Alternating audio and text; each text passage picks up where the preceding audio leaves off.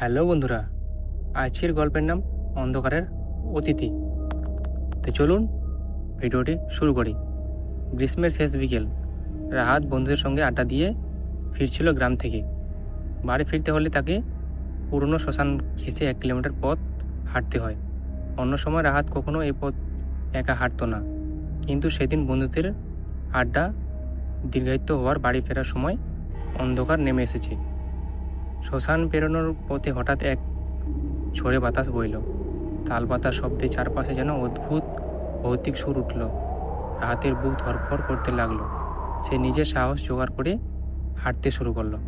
কিছুটা যেতেই চোখে পড়ল শ্মশানের এক কোণে বসে আছে সাদা শাড়ি পরা এক মহিলা। মাথা নিচু, চুল খোলা, নড়ছে না একটুকুও। রাহাত থমকে দাঁড়ালো। গলা শুকিয়ে এলো।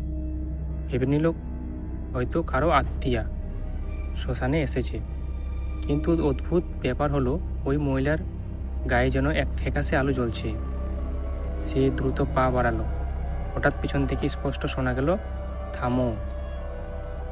রাহাত ঘাড় ঘুরিয়ে তাকাতে দেখলো মহিলা তার দিকে তাকিয়ে আছে।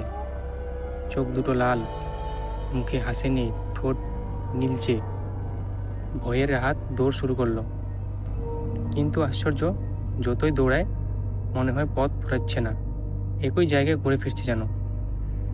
একসময় রাহাত পড়ে গেল। চোখ তুলে দেখলো চারপাশে শ্মশানের চিতা একের পর এক জ্বলে উঠছে। প্রতিটি আগুনের ভেতর থেকে ভেসে আসছে মানুষের করুণ আর্তনাদ। সেই আগুনের আলোয় আবার দেখা গেল মহিলাটিকে।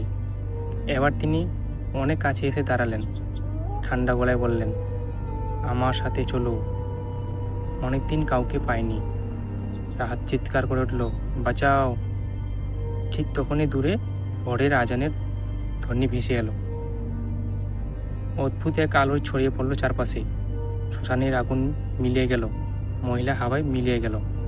চোখ খুলতে রাহাত দেখল সেই গ্রামের রাস্তার ধারে অচেতন হয়ে পড়ে আছে। কিছু গ্রামবাসী তাকে ঘিরে দাঁড়িয়েছে।